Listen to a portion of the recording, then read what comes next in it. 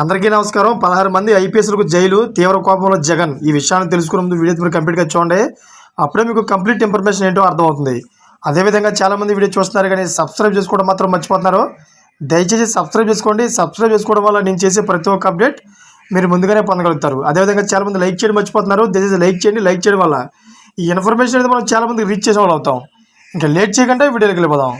Friends, ఆంధ్రప్రదేశ్లో జగన్ హయాంలో రాజారెడ్డి రాజ్యాంగం అమలైందే తప్ప భారత రాజ్యాంగం కాదు అనేలా పాలన సాగింది. అయితే జగన్ పాలనకు తమ ఓటుతో చమరగీతం పాడడానికి అది ఒక ప్రధాన కారణం. చరిత్రలో ఇంతవరకు ఏ పార్టీకి ఎదురు కానటువంటి ఘోర పరాజయాన్ని జగన్కు అందించి ఇంటికి సాగనంపారు. సర్వ వ్యవస్థలను నిర్వీర్యం చేసి జగన్ సాగించిన అరాచక పాలనకు కొందరు ఐఏఎస్లు ఐపీఎస్లు వంత పాడారు. సరే, జగన్ సర్కార్ పతనమై ప్రస్తుతం రాష్ట్రంలో తెలుగుదేశం కూటమి అధికారంలోకి వచ్చింది. జగన్ హయాంలో నిబంధనలను తుంగలో తొక్కి ఇష్టారాజ్యంగా వ్యవహరించిన పలువురు ఐపీఎస్ అధికారులకు పోస్టింగ్లు ఇవ్వకుండా చంద్రబాబు సర్కార్ దూరంగా పెట్టింది.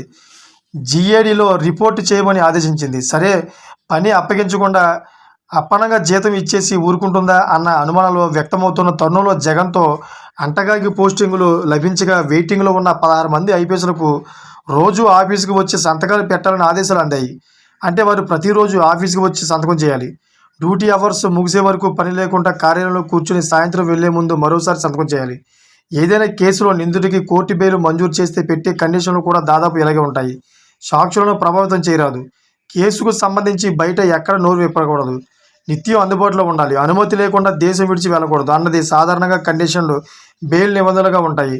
ఇప్పుడు పోస్టింగ్లు లేని ఐపీఎస్లకు కూడా పోలీస్ బాస్ జారీ చేసిన ఆదేశాలు ఆ కండిషన్ బెయిల్ లాగే ఉన్నాయి.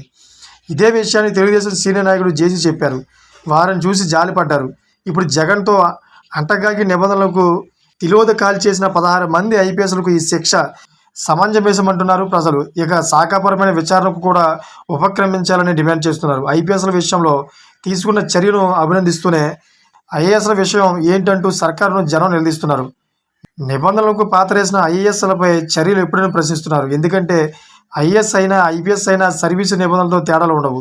వెయిటింగ్లో ఉన్న అంటే పోస్టింగులు ఇవ్వని ఐపీఎస్లను రోజు ఆఫీసుకు రావాలని పోలీస్ బాసే ఆదేశించారు. మరి పోస్టింగులు ఇవ్వని వెయిటింగ్లో ఉన్న ఐఏఎస్ల విషయంలో సీఎస్ ఎందుకు ఉదాసీనంగా వ్యవహరిస్తున్నారని సందేహం వ్యక్తం చేస్తున్నారు.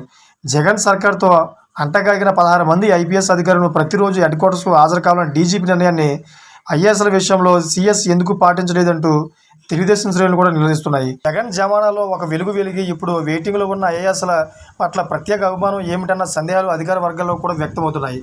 నిబంధనలను తొంగలోకి తొక్కి జగన్కు వంతపాడిన ఐఏఎస్లు అధికారులు శ్రీలక్ష్మి, ప్రవీణ్ ప్రకాష్, రజత్ భార్గవ్, గోపాలకృష్ణ ద్వివేది, ముత్యాలరాజు, మురళీకృష్ణారెడ్డి, నారాయణ భగత్ గుప్తా, అదేవిధంగా మాధులత, అనిల్ కుమార్ రెడ్డి, నీలకంఠారెడ్డి, హరితకు ఎక్కడా పోస్టింగ్ ఇవ్వకుండా వెయిటింగ్లో పెట్టారు.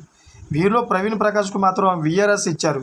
మిగిలిన వారంతా జీఏడీకి రిపోర్ట్ చేసి దర్జాగా వేతనంతో కూడిన సెలవులను ఎంజాయ్ చేస్తుంటే సీఎస్ ఎందుకు ఉలుకు పలుకు లేకుండా ఉన్నారన్న చర్చ సర్వత్రా జరుగుతోంది.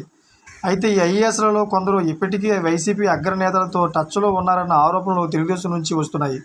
ఈ వెయిటింగ్ ఐఏఎస్లను కూడా ప్రతిరోజు సెక్రటరీకి వచ్చి సంతకాలు పెట్టాలన్న ఆదేశాలు వెంటనే జారీ చేయాలని డిమాండ్ గట్టిగా వినిపిస్తోంది. Thank for watching friends.